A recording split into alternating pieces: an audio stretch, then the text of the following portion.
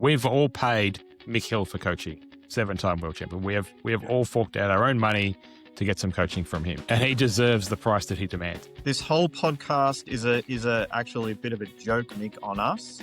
This is how Marty's got us in his corner. This is actually Marty's master plan to make the 2026 Victorian state team. He is a genius. I mean, a game of 8-ball is it's not just potting balls. It's mapping. It's strategy. It's a lot. You know, so if you don't have that, I don't care how good a potter you are. You know, you come up against a top line pool player that plays the right shots, that knows the right strategy. You're going to be in a world of hurt. All right.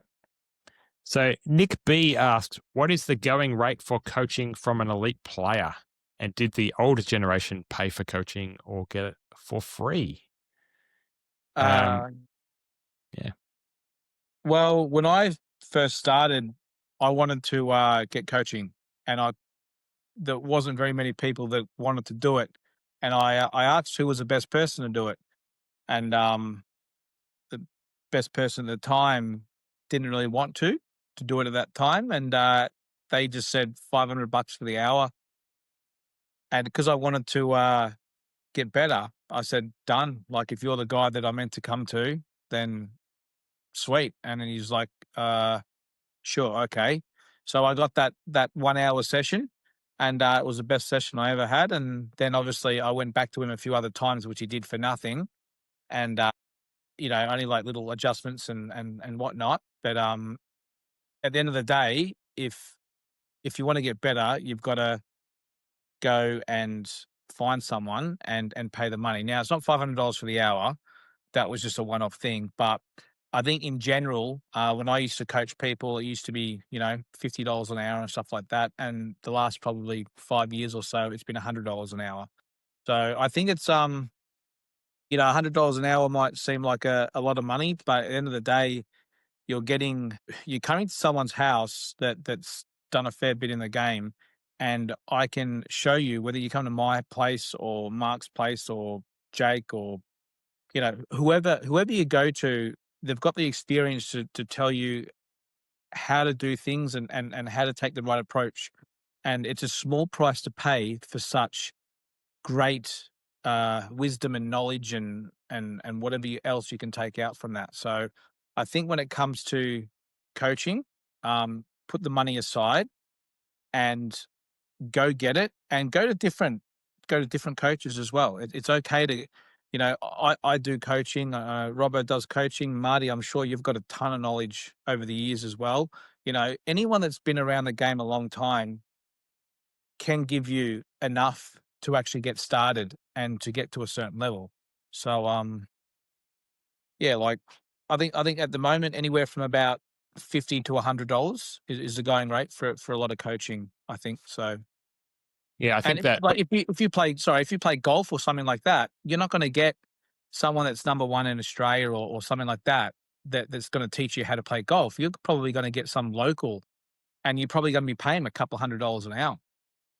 Where in 8-ball, you can get the best of the best at your doorstep, or you can go there in a way and get coaching for anywhere from $50 to $100, $150 an hour.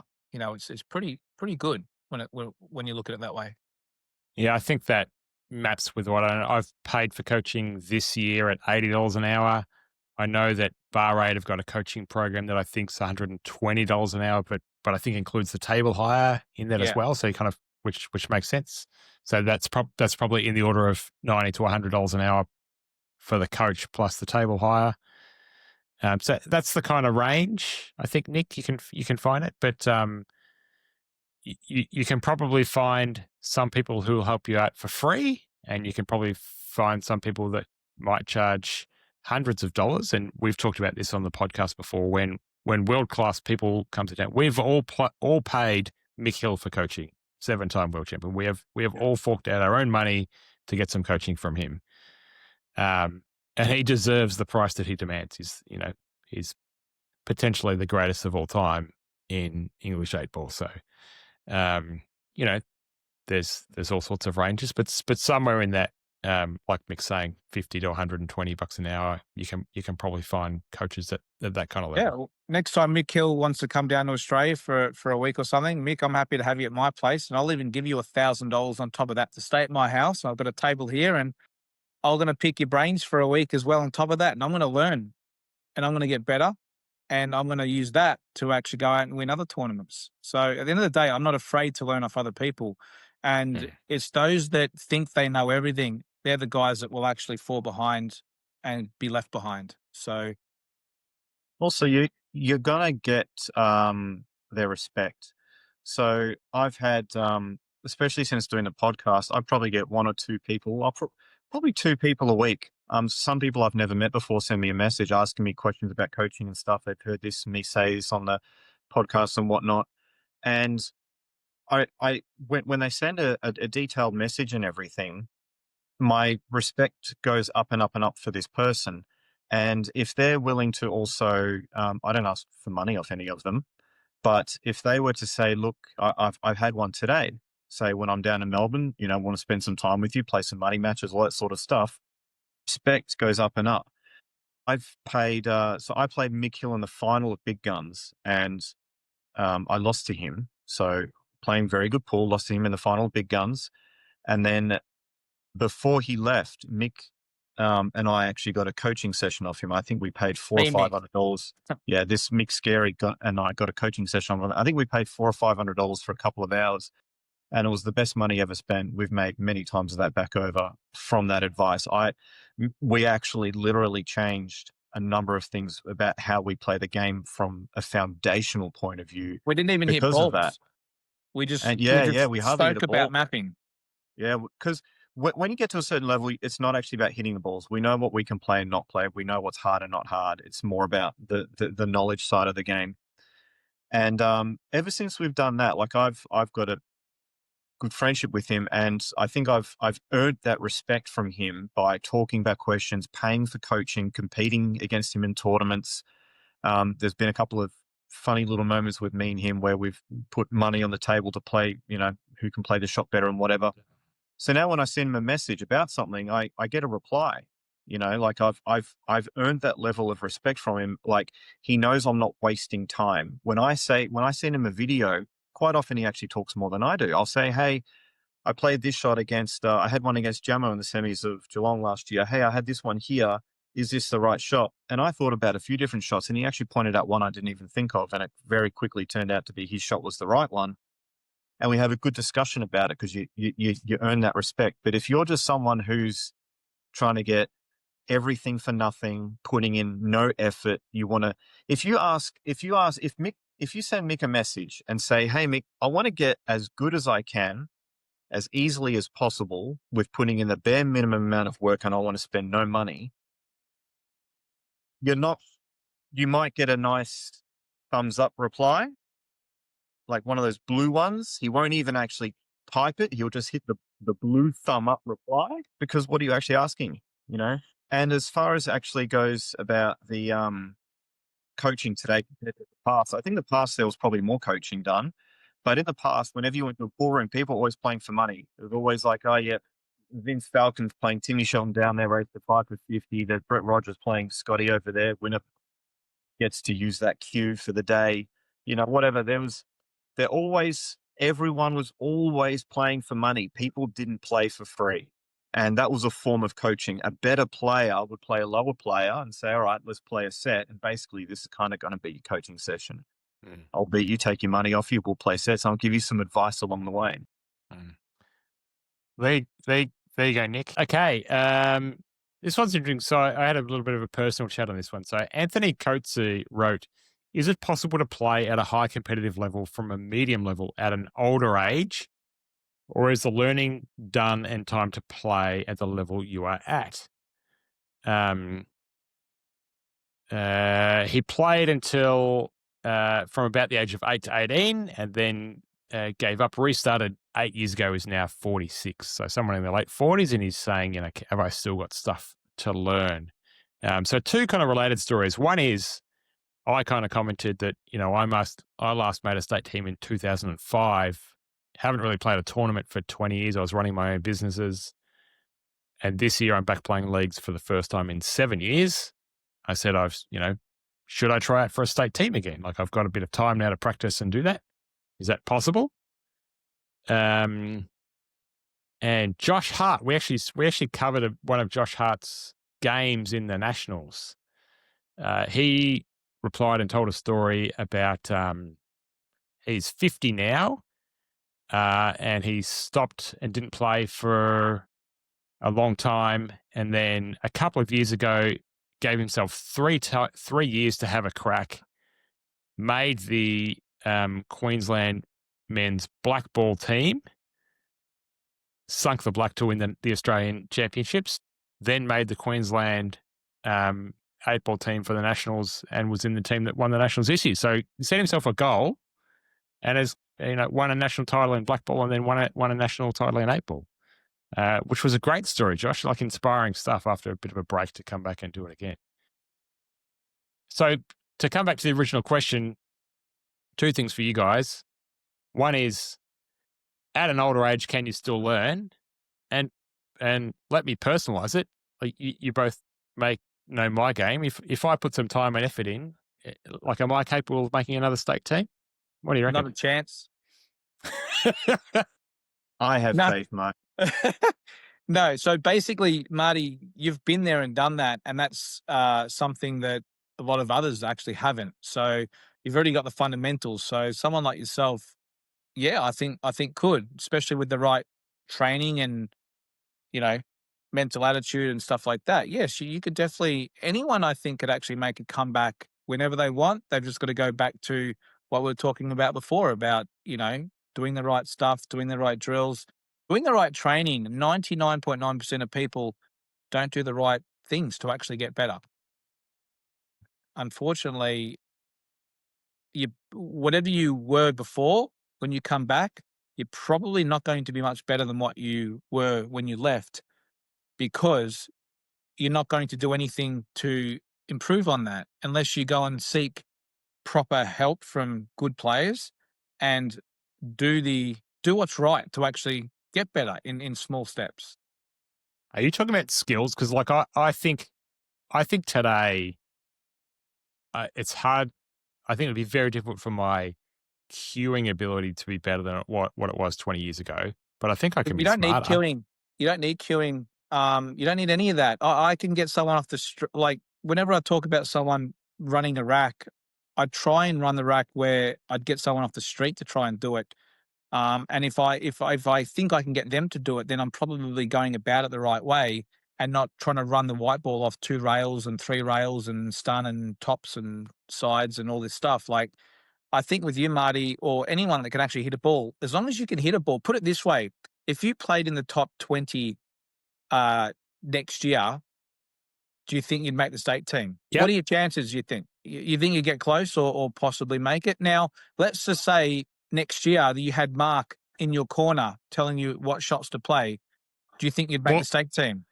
Well, the reason that I'm saying yes is because if I decide that I'm going to have a crack at it, I'll ask you guys to be in my corner. I'll come and spend time with it. I'll put in some focus. I'll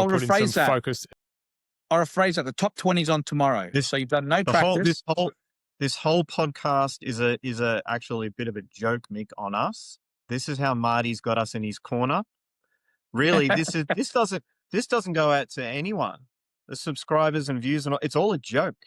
This is actually Marty's master plan to make the 2026 Victorian state team. He is a genius. You don't know how long it took me to create 21,000 accounts to subscribe to that channel. It's like, are we in the Truman Show right now? Yeah, that's it. This is the Truman Show.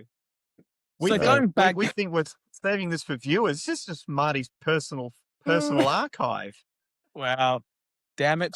These are all Marty's questions. These aren't other people's. So, if you had the top 20 tomorrow, that's it. Top 20 is tomorrow. You didn't put any practice in because it's now tomorrow. It's been changed from next year to tomorrow. If your chances of making the state team are, say, 6 out of 10 tomorrow and the next day, if Mark was in your corner now telling you what shots to play, when to go, when to pull up, and what basically where you should leave the white and all that, your chances of making the state team now might go from 6 to 10 to maybe, 8 out of 10. Now, your cueing wouldn't have gotten any better or different. It's your knowledge, it's your shot selection. So this is something that goes back to doing the right kind of drills, getting the right kind of coaching and all that stuff. If you can hit a ball, play your tops, play your bottoms, play a little bit of side, that's all you need. But you need the right people telling you, how to play the game, what shots to play and when to pull the trigger and when not to pull the trigger. So was the question sort of heavily related towards someone who's played a long time ago and now they're older, so what, over the age of 50, 60, that kind of thing, and they're wondering if they can be competitive? Was that the actual question? Yeah, there was two or three different stories in there. I'll go back to the original question from Anthony. So let's try and address Anthony Coates' question. So he has described himself playing at a medium level, and can he improve to a high competitive level at an older age? And he comments, I played a lot of pool when I was young, from about 8 to 18. Then I gave up. I restarted back up 4 years ago when I'm now 46. So between the ages of 18 and 38, didn't play. Started again at 38, is now 46. And has asked the question, can he get to a high competitive level from a medium level? So I played a guy in last year, the Albury tournament. I hadn't seen him before. Apologies if he listens or anything like that. I can't remember your name. Played him in the round robin, late in the round robin. We're both qualified, like, no problem. And the ball's a bit scrappy and he's playing these safeties. And I can't help it, but when I'm just watching someone play, I sort of think about what I would do is the right shot. And at least for me, what I think the right shot is. And a lot of the time he was playing these shots, I'm like, oh, this doesn't often happen. Normally people at that, what I thought his level was, they try and play all these crazy aggressive shots out of nowhere and it's just lunacy. It's playing all the right shots. I'm like, oh, we're going to have we've already qualified, so frame doesn't matter. But I'm like, we're going to have a battle here. We had a great frame, and he actually won it. He played a great frame. Anyway, down to the last 16. So this guy's maybe 65. He'd be in his 60s. Down to the last 16, and my name gets called up against someone, and I can't remember his name, and I'm there with someone, and they're like, oh, that's good, because you're not sure who you're playing. And I remember saying at the time, like, oh, no, I think this is the guy I played in the round robin, this older guy. Trust me, this is a hard match. Can't remember who it was, but they come and watch the match. And I won it 3-1, but it was the hardest fought 3-1 match I've ever had in my life. And all this guy did, his skills were at a medium level. All he did was supremely simplify the game. He just chose to incredible accuracy the most effective shot that required the least amount of skill. That's all he did. And man, he was not taking any bait. He was just playing the shots, chipping balls around, and he made it so hard for me. Guys like me and Mick, we go to tournaments like Albury and Geelong and them. Most of our opponents just beat themselves. We're just there to mop up on the end. This guy made things hard, and I had to play good shots to win. And it was a really, really hard match. So someone like him, who's an older guy, who doesn't have a high skill level, medium level, pushed me very hard. And I reckon if he drew most other people in that last 16, there was a very good chance he would have won and been in the quarterfinals of a major tournament, and then maybe even gone further. Keeping the best shots to play in the game of 8-ball that can help you play at a very high level and beat very good players are actually the easiest and most efficient and least risky shots there are. They're actually quite often the best shots to play. Like if I was to take any one of the top 10 players in the intermediate tournament coming up next year, and if I was to get them to play every shot, they can't lose the tournament. They can't lose. And I will never get them to play a hard shot. Almost always it would basically be me pulling them up saying, whoa, don't try and pop that ball down the rail. And that let's just bump this one off and leave the white there. They're going to pop their 3 easy balls, leave their 2 hard ones till last. They'll muck them up, or maybe they might get knock in one of them. And then we're going to have a mop up. So that's what I'll get you to work on, Marty. It's just your end game mop up, basically. Our game plan for you to make the stateside would be is let's be patient and wait, let them hang themselves. But they'll hang themselves with one ball to go and they'll miss and then it'll be out in the open. You've still got to be able to mop up. That's the thing. You're not going to get very far if you've got the frame all set up with your nice, easy shots, maneuvering things around like a chessboard. You do actually then have to pot them and make the shots. You got to walk the walk. I've said it out loud on the pod now, so yeah, maybe I'll have to put a plan in place. I'll check out the time. But that's you put it exactly there, Marty. Put a plan in place. Other people don't. That's why I think if you wanted to make next year's stateside, I think you do, because you would have your roadmap. You would put in a plan. Okay, I want to score these at these drills. I'm going to play against these people in matches, and I need to be able to beat them by April, and then I need to be able to do this by this. Here's going to be my process and my game plan. The top 20 is like 70 or 80 frames. The better players make the team, like whoever plays good over the weekend. Pretty much in the top 20, everyone I've seen who plays good, they make it. People who play bad don't. It's over 70, 80 frames. It's going to be how it is. You know, one thing I'd actually change about your game, Marty, about your just queuing. I'd like to see you actually, this is going to go against everything we just said, but I'd like to see you actually get down and actually just attack the balls a bit more. Knock a ball in, come off 3 rails. Show us that you can actually knock in a ball, half ball with bottom right and screw off that rail and come down. I want to see a bit of flair. You'll notice that a lot of the top players, you know, the older gen, can actually do this. We can come off a ball, come off 3 rails just for shits and giggles.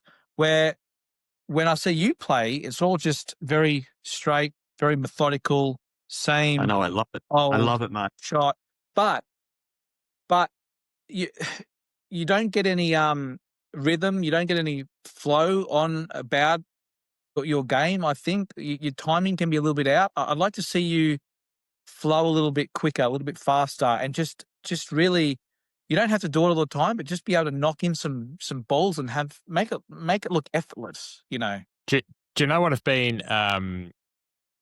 I'll try and explain why I think it's like that, and what I've been searching for when I've sought out coaching over the last few years, and one of the reasons that I went to Steve Mifsud as well to get snooker coaching is I think my cueing breaks down under power. Like I think as soon as I apply a lot of power to my shot, like that coming off 3 rails, like I'll just miss the ball. And so I'm trying to find, but when I go to people to talk about technique, lots of people don't want to talk about technique. And I'm like, oh, I think this is a weakness in my game. I want to improve it. And it was funny listening to you, Mark, on the last episode, talking about Mark Selby playing that deep screw on the pink, and you were doing that thing where you're going, you've got to tuck your shoulder and you keep it tight in behind your neck. So earlier, when I said I practiced an hour and a half yesterday, I could only do it 15 minutes today. My shoulder's sore. That's how I was spending, because I'm locking in these long balls. So I'm going, tuck your shoulder in. Yeah. And just trying to get my cue through. When I was practicing my technique, I would have a stool and a long mirror at one end next to the pocket, and I would play until everything was all right and correct. And I'd play a shot, look at my elbow, old gen stuff. Yeah. Well, literally, actually, I'll send you the design later. But like, I've got the cabinetry going into the pool room, so I'll have the camera with the TV screen, so I can just kind of watch the instant replays. All right, let's crank through some good stories there. This is a good question. Jason Perry asks, this one's for you, Mark. Jason Perry says, why doesn't Mark play in snooker tournaments? Probably the early days was because of a big shadow. That would probably be the early days. When I was, probably goes back a little bit, when I was about 15, 16, Neil and I were both practicing a lot. And he was good enough to win tournaments in Australia where we were renting a place together, just Neil and I. So we had to pay rent and bills and all that sort of stuff. And he was good enough to actually win tournaments that he'd win $3,000 every now and then. You know, life as a 16-year-old, just cheap rent and stuff, life didn't cost much money. But I wasn't. So I actually had to go and get a job. And I started liking earning money. And before I know it, my practice died down and he stayed the same. And then, I wanted more money. So I got a second job. At one point I was working 3 jobs. was working crazy hours because I just wanted more money. And then before you know it, I'm not playing it anymore at all. So from about the age of 17 to 20, it was about 3 or 4 years, I literally didn't pick up a cue at all. And so I'd not played snooker in all that time. And then I started playing 8-ball again. Happened to bump into Ben Noonan at a tournament at Pool Room. He was playing in the state titles and he told me about it. And I started playing again. And then it was probably about 28. I moved over to England to spend some time with Neil. I was over there for about 18 months. And because I obviously play cue sports, I'd help him practice and I'd spot balls and stuff. And when he was done, I would play on his table and start playing and practicing. And it all came back quite quickly and I got pretty good pretty quick, almost made the main tour. I missed out by a couple of frames. And I got to a level where I thought that if I moved back to Australia now, I would be the best snooker player in Australia. I would have been quite confident of that, but you still got to do it. But I would have definitely threatened all the major tournaments over here. Came back to Australia probably age of 30 or something like that, and didn't play snooker at all for like a year or something, just didn't play. And I went to have a hit with Mick at a place in Dandenong. I've been playing pool since then, but not snooker. And the ball at the table was so big and so far away, and my eyes had lost all their strength and adjustments or whatever. There was like a long ball, 9 or 10 feet away, and I could hardly even like hit the ball I was aiming for. And that was quite devastating. And it turned out when I was in the balls closer, it was fine. But a shot that was any more than like 8 or 9 feet away, like 8 feet, for me to hit the ball, I'd almost have to aim to completely miss it. My eyes went all funny. And that frustrated me so much. I mentioned it to Mick a couple of times and he always made fun of me like it was my excuse for missing. I suppose it was, but it was a good one. Pissed me off, that did always. But I thought, You still use it. I'm not, it's true. I'm not, when I miss. 2 days ago. Sorry. Yeah, it's true.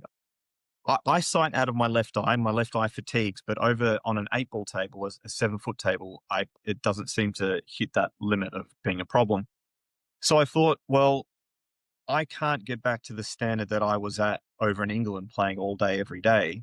And if I can't play at that standard of making centuries every day, then I just don't want to play at all. Because right now at this point, I'd have to start playing all day, every day again, training up my eyes and all this sort of stuff and adjusting to the cloths over here and everything. And I just don't want to do that. And if I can't play at the standard that I was peaking at over in England in my late 20s, I just don't want to play the game at all. Either I'm going to do it properly and threaten tournaments, or I'm not going to play at all. And I've probably played 2 frames of snooker in the last 12 years because of that. Do you ever regret? Not actually playing some tournaments here in Australia? Or actually just, I know you want to be good at it and you want to, it does take a while to actually get to where you were, but do you actually ever regret maybe not just playing in a league or doing a bit of practice and entering some tournaments and maybe trying to win a comp down here? No. Well, I'm thinking about it now, and I don't ever remember thinking like, oh, geez, I really wish I'd played in that, or really wished I'd gone in that, or no, I don't ever actually really remember that. There might still be that big shadow still looming there more than I realize. I don't know. I do know around the snooker world, when people see me, they see Neil. I don't think about that, and I don't think it bothers me, but it certainly doesn't motivate me to want to play. There was, remember when we played actually, Mick, at Kings? God, Yeah. this was, I don't know how long ago this was. Anyway, I hadn't played snooker forever. This might have been one of those couple of frames that I've played since I've been back. This was years ago when Kings was open. Anyway, at Kings, they got the venue. You walk in the doors, and they've got the tables like this. They got tables, like all like that. Boom, boom, boom, boom, boom, boom, boom, boom, boom. And then they had a few tables in the middle, like 1, 2, 3. Anyway, all these tables are going. All the lights are on all these people. The tables in the middle aren't. And we get put on the table that's in the middle amongst all these tables like this. The light comes on. Anyway, Mick and I walk in. I've got the balls and my cue and stuff. We're walking down. All the tables are playing. As we get in line with these 2 tables, they stopped playing. stopped playing, stopped. So there was about a dozen tables going before. By the time we got to our tables and put the balls down, no one was hitting any balls anymore. They were looking at me. They thought I was Neil. Anyway, we set him up, and Mick breaks. I've got a long red. I knock it in, thank God. I land on the black, pop the black, pot another red, then miss the black, like off the spot, miss the black. Start playing a frame, and all of a sudden, these tables, they start playing again. Balls are starting to get hit on other tables. They've clued in. Maybe I'm not Neil.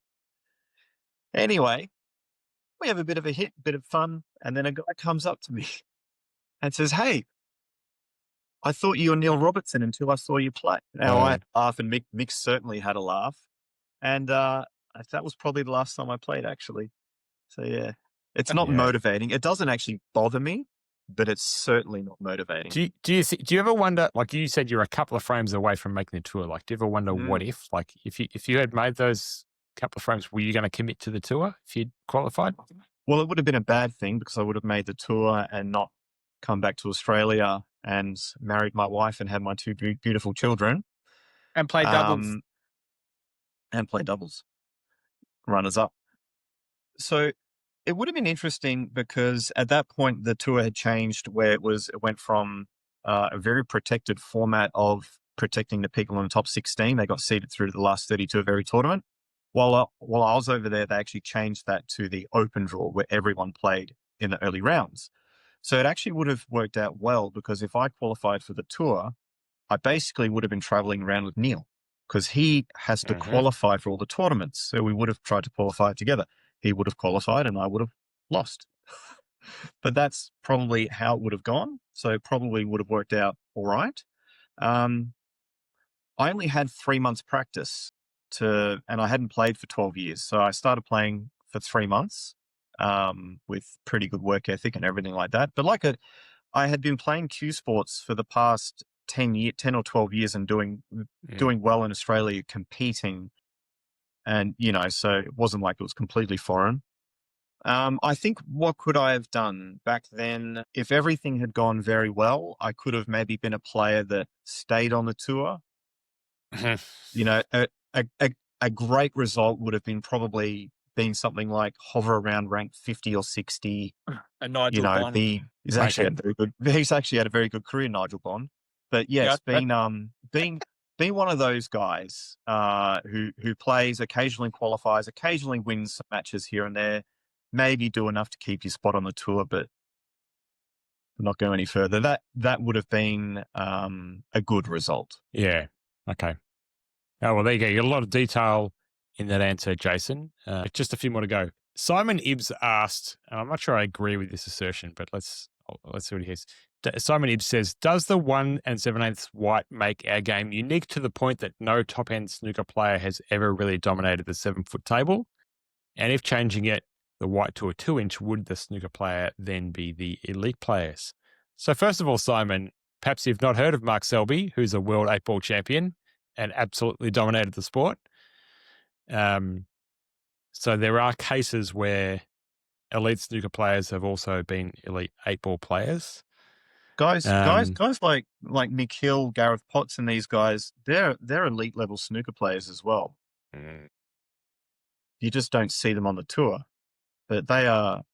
If someone like Mick Hill or Gareth Potts really wanted to, they would make the main tour. They would practice snooker for a while, and they would be on the main tour.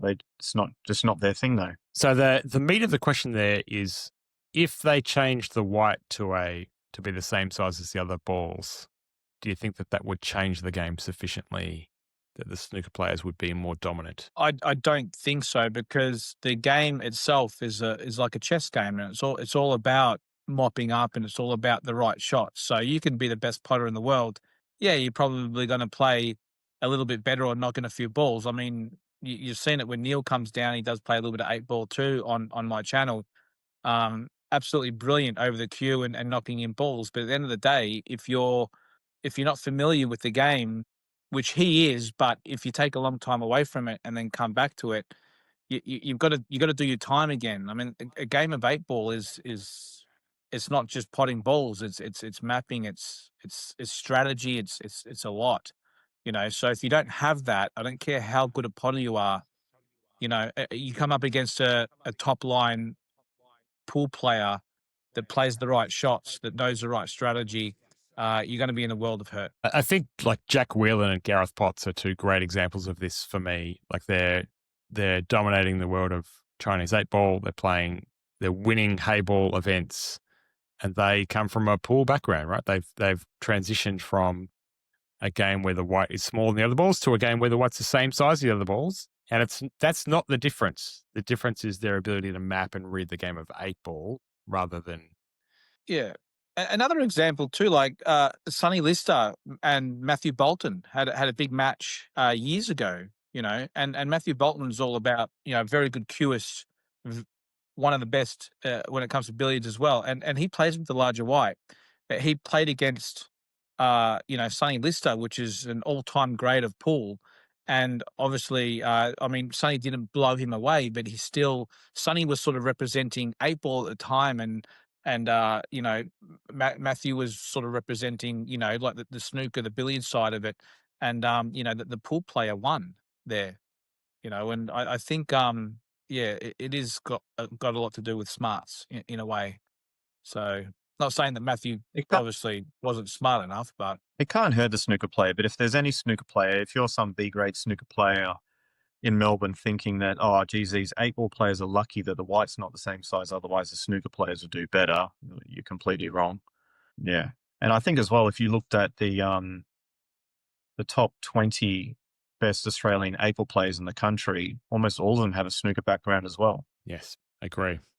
Or in some cases still just played both sports. That's, yeah. I'm probably going to play am I jumping B to? grade, I think, next year on a Wednesday night. We might play against each other. Hopefully. It's going to be good fun. That'll be good. Me, Trent, I love that. a couple of other people. If I play, just don't leave me a 9-foot shot. Well, I won't because it's snooker. Oh, yeah. I'll play against you. Don't edit that one out, Marty. Yeah. I just put that in a reel. Yeah. This is an interesting one. Like Rachel Cooper asked, when there is no ref and no live stream and opponents don't agree on a foul shot, what is the best way to handle it? Should it be a re-rack or should someone just give in? I mean, you're in a world of hurt to start with when you just set up the question like that. Here's my opinion on this. This is the same as what I used to say to my son played junior tennis, and they would be calling whether the balls are out or in. And I used to say, like, sometimes the adults would have to referee, but the league really encouraged all the kids to make their own calls. And what I used to just say is, whoever's closest to the ball makes the call, right? So if it went out near you get the best view of it, you make the call. So if Mick and I have this happen every week, Marty. My son plays tennis as well, and the ball can be out by a foot, and the kid will say, "Oh, it's in," or it's in, or it's out, or whatever, and they get it completely wrong, or they're cheating, and I'm like, I almost want to start yelling out, like, surely, like, it's a hard one, but sometimes you gotta leave it. I said to my son, it's part of the sport, and you got to leave it. You got to take the good with the bad, and just do better next time you get a shot. Don't miss it or don't hit it out. So yeah. So and like they're kids, right? So they're learning that. But like let's just say for the sake of this conversation, Rachel, that these are adults that are playing this game. My answer is, who can see that shot better or not? Is it the person that's behind the ball, or did it come off a cushion and then bounce back out of your vision, and you're playing against Mick and he happened to be standing right there and went, oh, that's a foul. You've actually hit the other ball first. Like, just trust Mick that he made the right call. Like, that's normally the shooter gets the benefit of the doubt. Yes. Normally for a foul to be called, whoever is calling the foul needs to be 100% sure, and the person playing the shot needs to be sure that the other person is either right or wrong. So, like, if I'm playing Mick and he says that was a foul, and I'm like, I don't know about that, then it's probably not going to be a foul. Yeah. Normally. Yep. But yeah. If you can't, Yeah, if both players are watching the shot and they both see it and one calls it and one's not, then yes, you bias towards the person shooting Yeah, it. If I'm like ever, if Mick says that if, was a foul, I don't think that hit the rail, and I go, oh yeah, I wasn't looking at that ball, I was looking at the white, and it's a foul. You sort of, I don't know, just use a bit of common sense with it as well. But if I'm playing against Mick and I say, this is going to be close, Mick, can you go over and just watch it? And then I play the shot and Mick goes, yeah, it's a foul. And I go, oh, I don't think it was. Like, but I've asked him to go, let's stand in the position. You're to- basically asking for to Mick to be the ref on the shot. That's right. But the more if you experienced can't come players to know an when it's agreement, if you can't come to an agreement, then if you're both 100% that it was a foul and this person's 100% that it wasn't a foul, I think you've got to do a re-rack, because there's going to be no sort of, you know, like if you're 100%, then you're 100%. But I'm never going to call a foul on someone unless I'm 100%. If I'm 99, I'm going to let it go. But if you ever see me arguing with somebody, you know I'm 100%. But you know, in this situation, I think a bit of common sense has to come in and either just let it go and be done with it, you know, or if they both agree, then you know what, either flip a coin, say okay, heads it was a foul, tails it wasn't, or just automatically go straight for a re-rack. You know, there's simple things you can do without it being a drama, and I think a lot of people actually do like the drama too. So Yeah, I think a bit depends here. Like if this is a league match, there might be something in the bylaws that says how you decide it. Maybe maybe the league bylaws says if there's a disagreement that there is a re-rack, or maybe it says if there's a disagreement, then you bias towards a shooter, or what there might be some bylaws. If one you're thing playing a I money match, you should be agreeing up front. Like, what do we do if there's a disagreement? Do we get a ref? If there's going to be a close call, do we just ask someone to watch it? Like, So here's the thing with the close call, and I've done this now in EDPL, DDPL 2 or 3 times. I've got my phone out and I've put it on slow motion and I press record and go, okay, play the shot. They've played the shot no matter how hard or how soft or whatever they want to do. And then after they've played it, we can all just look at my phone, show the slow motion, and it shows exactly whether it was a foul or not. And that actually will take out a lot of the guessing straight up. So if anyone out there, you've got your Samsung, you've got your iPhone, iPhones are better. But if you hit slow mo, if you hit slow mo, go over the top of the shot. You don't have to be in their way. Just hold it up here, and it gives you that another perspective on it. And more than likely, it's going to come up with the result. Use your phone. yes, I agree. Prevention's better than a cure here, Rachel. So yeah, you got to try and think a bit of it in advance. All right, just a couple more, boys. Another one from Simon Ibbs. I like this question. What is worse? Is it worse to lose 10-9 or 10-0? And then the flip side of that, is it better to win 10-9 or 10-0? Start with. Two of my most crushing losses are both. I've lost 11-0 to Rusty in the semi-finals of the Western Nationals tournament, one of the biggest tournaments ever. So I lost 11-0 to him there. And I lost my other one that I remember that I can't let go of. Actually hurts more. Now I save it, it actually hurts more. Was I lost 11-10 to Joel in the last 16 at Big Guns. I missed the black to win. That is my number one most painful loss, because I had the black to win and I didn't make it. And I can't let that one go. So yeah, that's my answer. Even if you didn't have the black, like I presume that there was moments during the match where you thought a frame could have turned and I could have won that match. Whereas if you just lose to 0, like it's you do start to think about the double you just missed, or you snookered yourself by 2 mil, and if that 2 mil was shorter, then I would have already won this 11-8 or something.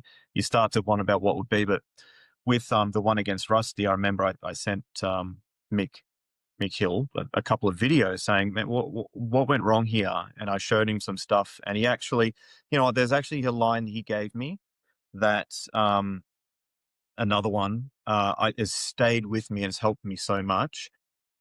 So I'm like 4 or 5-0 down, and I showed him the scenario, and he actually didn't even answer my question what the right shot was or not here or there. His reply was, Mark, sometimes perfect pool is not perfect pool. And that was his way of saying, sometimes you got to loosen the F up and sometimes have a lash. There is a time for it because I was trying to be too perfect. And I always remember that. So those are my 2 matches. How about you, Mick? I wonder what Barney Boy would say about that. Well, I was about to actually say you had one with Barney in the semis of a few years ago. That I know that one hurt you. Oh yeah, I've tried to forget about that. I was in a battle with him. That's right. Yeah, I was in a battle with him, and it went hill, and I broke the balls, and the balls just landed absolutely too good to be true. I'm like, meant to be harder than this. I can't believe I'm about to now win and go into a 4th Australian final. I'm just thinking this is too good to be true. And my very first pot was just easy, and I potted the ball and didn't sort of come out far enough, just silly. I had a big space to land in and just played it just stupidly short. And then like, all right, just roll the next one in, just play it a bit softer and just land on this one down there. And I did that, but I didn't even reach the pocket. I was so mentally switched out of the frame, just thinking I've already won it. I butchered 10 out of 10 shots, and Barney went up and cleared and made the final. Was that the semis? Was it the quarters? Those are semis, yeah. It was the semis, yeah. And and he went on to make the final, and I'm like, my God, I just threw away the best opportunity. Like, we dream of whenever we're hill just to get an opportunity, break, get a ball in, just give me a ball in. I not only got a ball in, they landed fat, like, and I was just overwhelmed by that. I wish they actually landed harder, and I probably would have won that last frame. So we could all almost get like caught up in the moment. Almost like it would have been better for you to have one dead ball or a ball on the rail to keep you grounded a bit. But because I remember they all landed unbelievably good, it was like this. You just all of a sudden, all these emotions everywhere. But you didn't have that one questionable shot to keep you focused. That's right. And I the main thing was, and this is no disrespect to Barney, I was playing really, really bad. I was behind in the match. All I was doing was just trying to keep up with him and stay. This is the most important thing in a match. Whenever you're playing anybody, try and stay within 1 or 2 frames of your opponent, because you'll always get an opportunity to either level peg with them or overtake them at any point of the match. If you just let them creep away 4-1, 5-1, when you get that opportunity, now you're only going to be like 6-4 behind. What you want to do is you want to stay, no matter if it's a race of 7, 11, 15, 21, try and stay as close as you can, even if it's to 18 all or 18, 16 down. Stay with them all the way, right to the end, because you'll get that chance to level peg or overtake them. And I got my chance. I got in front, and I blew it. Someone who's very good at that is staying close to you is Jake. So many times I've played him, I've been playing well, and I'll be 6-4 up, and I think, geez, man, against anyone else right now, I'm 7-3, 8-2 up. But he stays that 6-4 up. So all of a sudden, you do a dry break at 6-4. Before you know it, it's 6-5. He just manages to win a frame or two where other people don't. And the inverse of that question, would you rather win 10-9 or 10-0? 10-9 every day of the week. It makes I've never won. I like close matches because I think it means more and it's more fun. I don't like winning 11-0 or, unless it's like table tennis, I like trying to win 21-0, but well, when I beat Rusty in the Australian singles final, I beat him like 11-3, and I've always wished that Rusty put up a better fight in that match.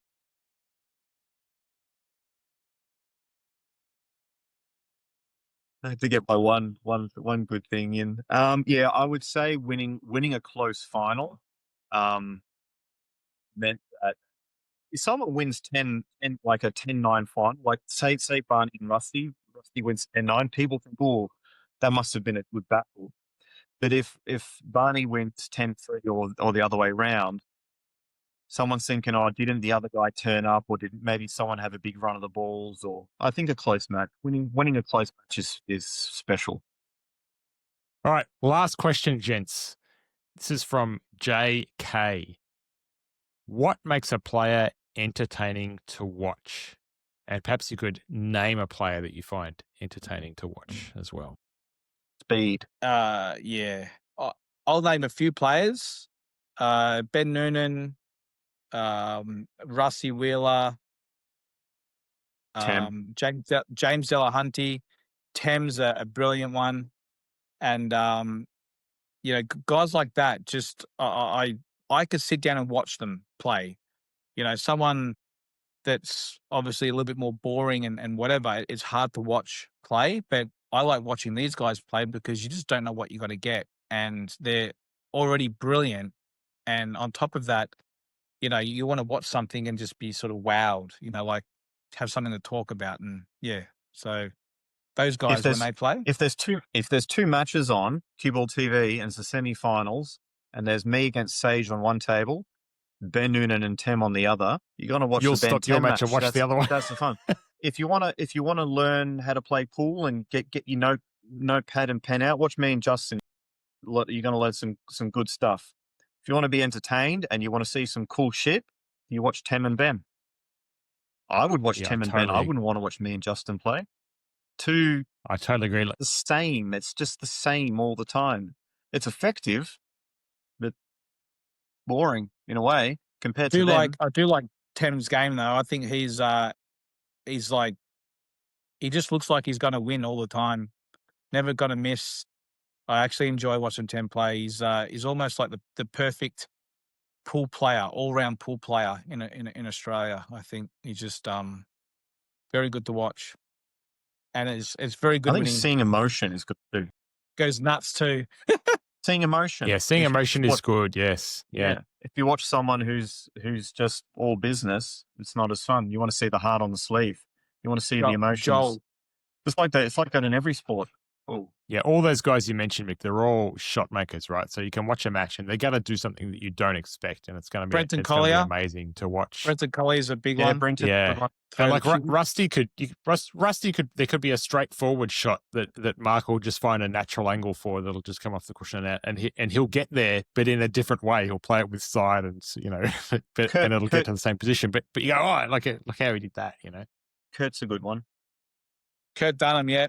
Yeah, he's another one. 100%. Love watching him play. Yeah, Kurt's a bit of an enigma because he's so because of his snooker background. He when he's just making regulation shots, they're not very exciting. But then he can be creative and just do something amazing at the same time.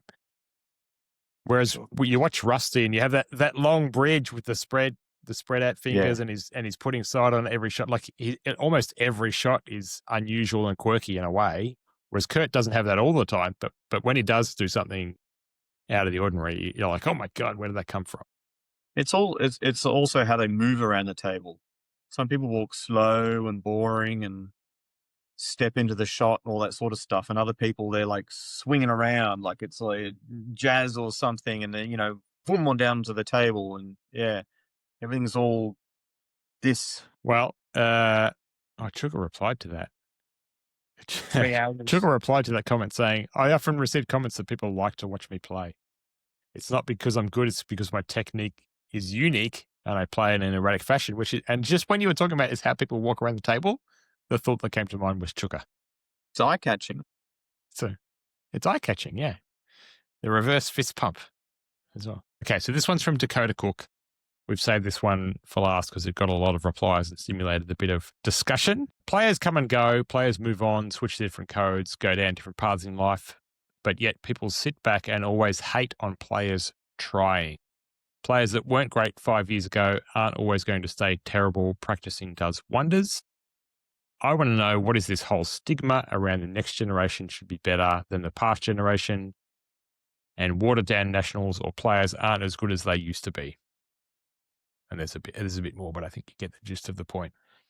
I'll throw in a quick comment and then I'll go to you boys. I think, Dakota, when you find some success, there will be haters. So the fact that you're feeling pain about people talking about you and your success at nationals, that is happening because you're having some success. So take pride in the fact that you have had some success. You've made a state team and you've done well at the nationals, shot really good stats. And if you're going to continue to grow, you will continue to find the keyboard warriors as well as the supporters. So I think just take a look at the positives. If you're getting the keyboard warriors coming at you and making negative comments, it's because you're doing well, mate. Keep doing what you're doing. Keep growing as a pool player and getting better and proving them all wrong. Yeah. That's what I've got to say about that. I enjoyed watching him play. I enjoyed watching him play.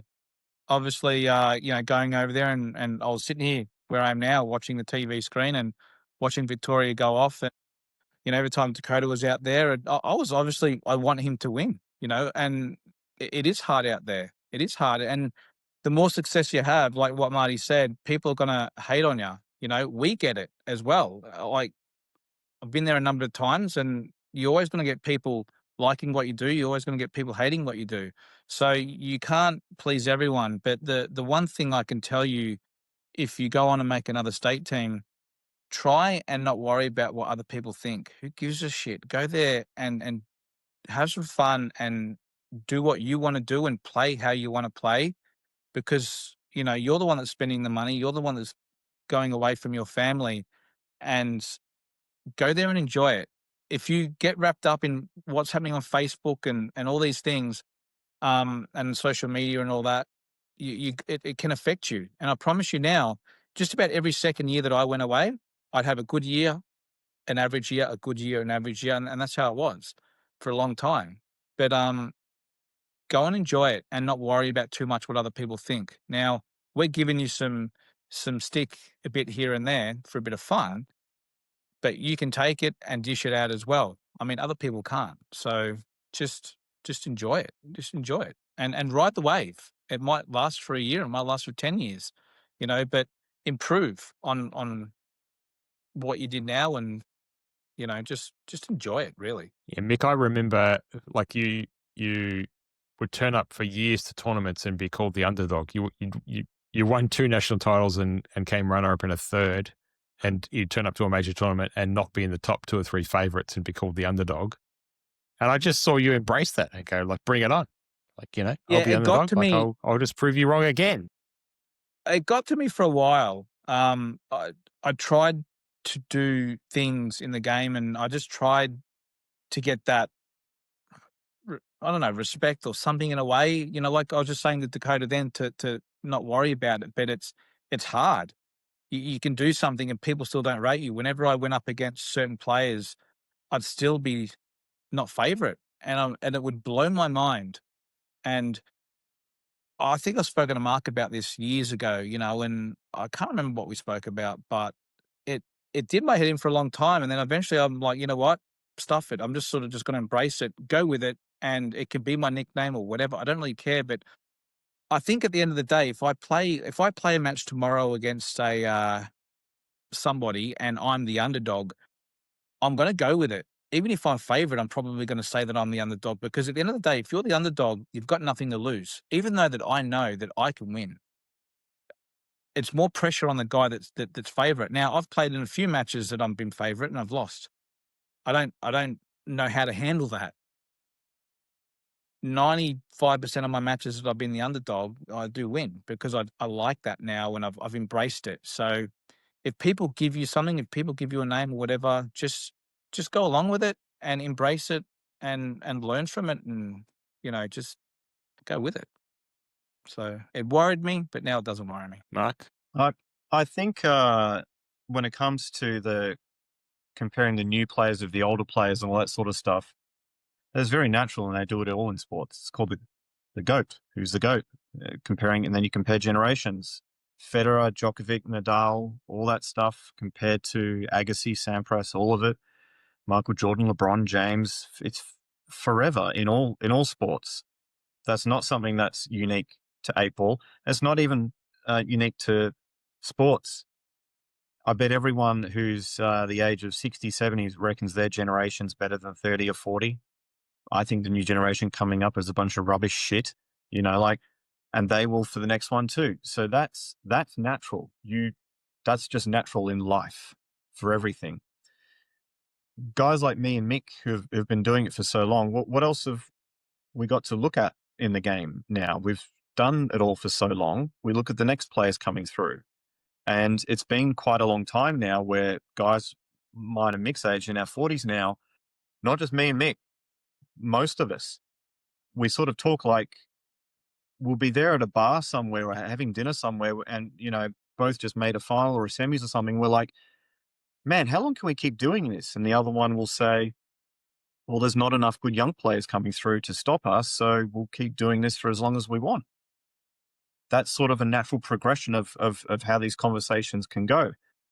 So that's that. As far as results go and all that, what people care about and will pay attention to is results over time.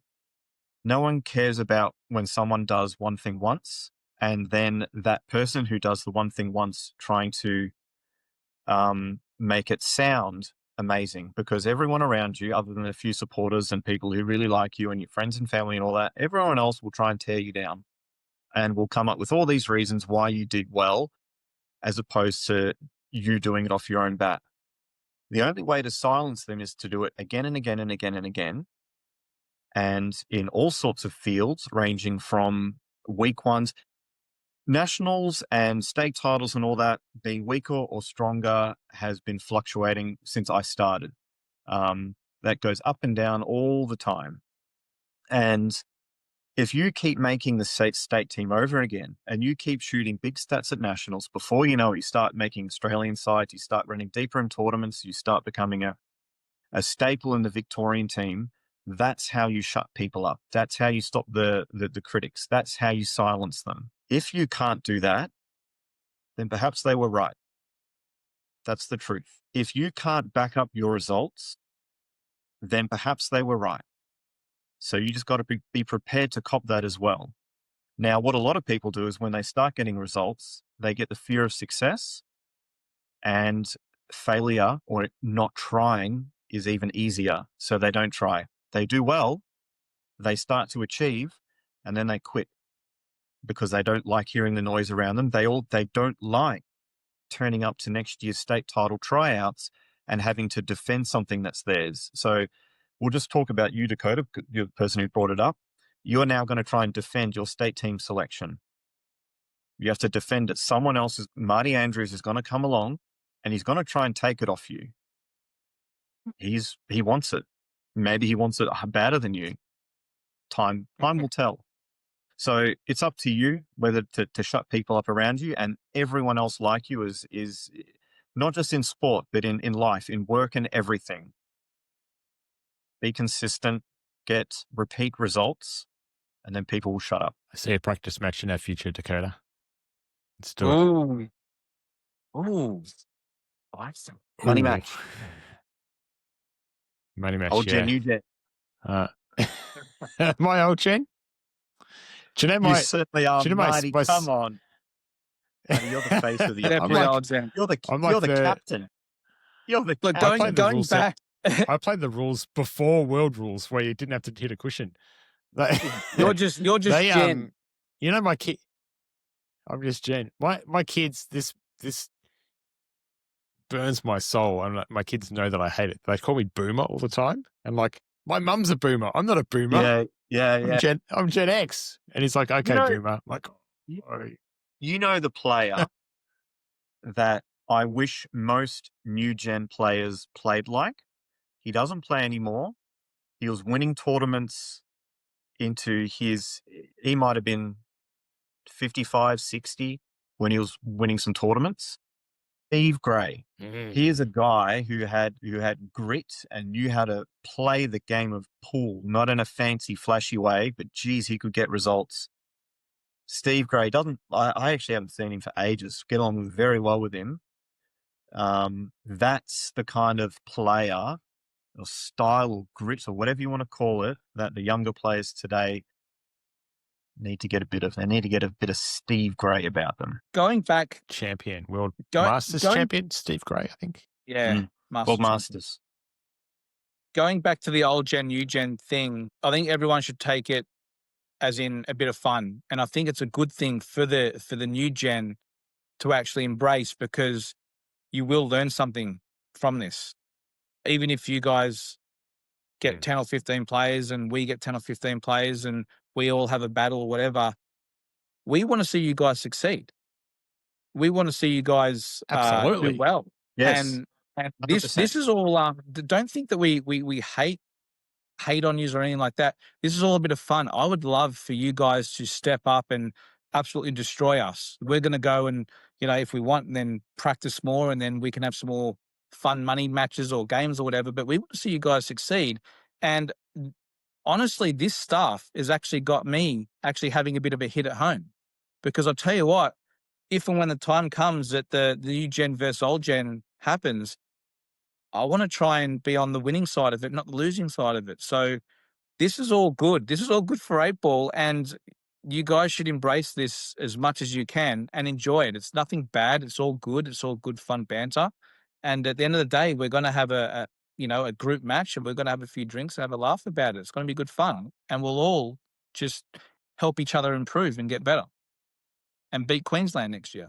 Well, the reason why Mick started actually practicing again, unless I'm wrong, is because he has a match coming up against a new gen player, and he wants to do well, and he started practicing for it.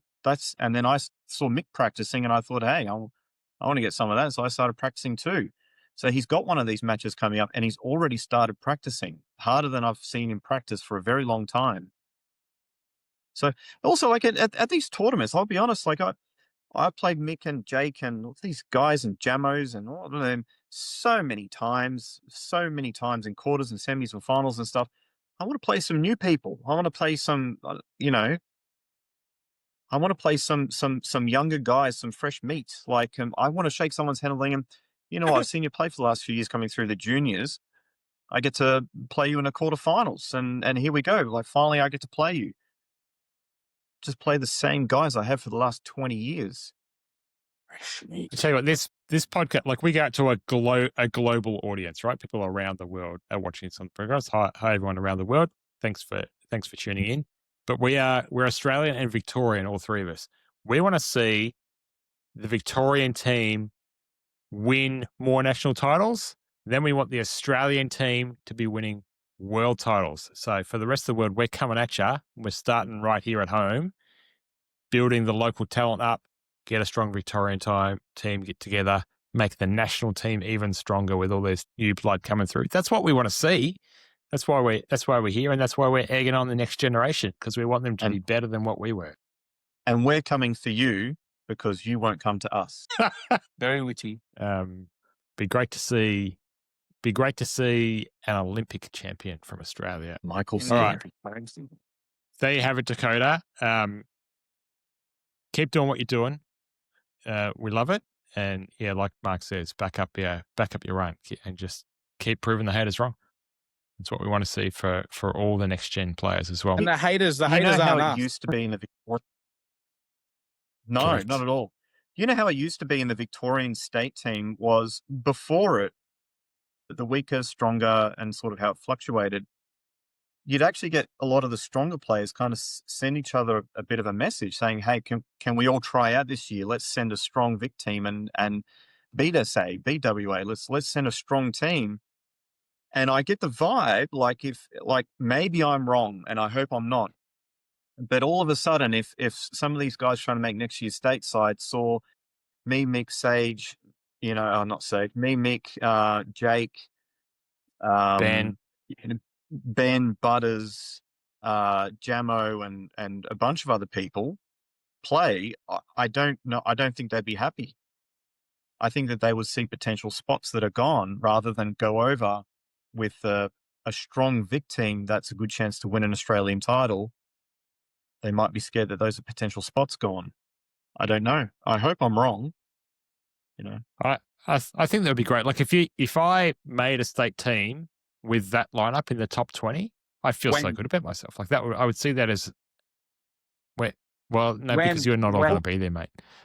The last when I make a state too, but that group of players won't be there because they've all retired. But I'll be. Well, there. The last nationals Mick and I played, it was myself.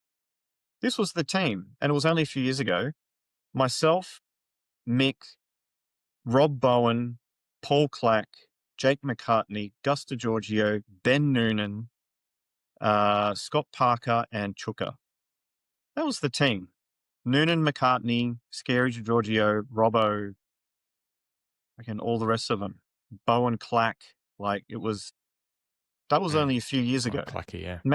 Imagine being a part of that team and going over and kicking ass, you know. Well, even better, and let me flip this around for Dakota. Even better is Dakota, get that next gen team to go, like, keep defending your title, get that next gen players into the state team and win a series of national titles and have these guys go, gee, wouldn't it be great to be in that team with these next gen players? Because that's what we want to see. We want to see absolutely dominating the sport. The generation before us, the Vics against SAs for about 20 years. The Vics only won a couple of times. They just kept losing to South Australia. Then guys like myself, Kurt, Gus, Mick, Ben, Brenton Collier, a few others kicked in and really started kicking ass. And for the last 20 years, we've maybe won about half of them. The generation before us are nothing but proud of us. They're so proud that the players under them. So I started playing with Jimmy Reen and JR and these guys. We learned so much from them and took it to the next level that was good enough to dominate for 2 decades. So we've done that. So we want the same thing. We want the next generation to take over from us and do even better. We want Victoria has built a legacy over the last 20 years that has been bloody hard work. And we want to see that continue and become even better. So we want to be proud of Victoria moving forwards. In 10 years from now, when I'm watching nationals, I don't mean to make fun of South Australia so much, but they're a champion state. They came last. I don't want to be watching nationals in 3 years from now and see Victoria dead last on the ladder. If that's the case, I'm making some phone calls and I'm putting in a super side to go away for 1 year and just remind everyone what we can do. Don't make me do that. You can pay for it too. All right. Thank you, Marty gents. It's been because he'll be in the team. He'll be our sponsor. It's been a long one, but we have plowed through a bucket load of questions. So thank you, gents.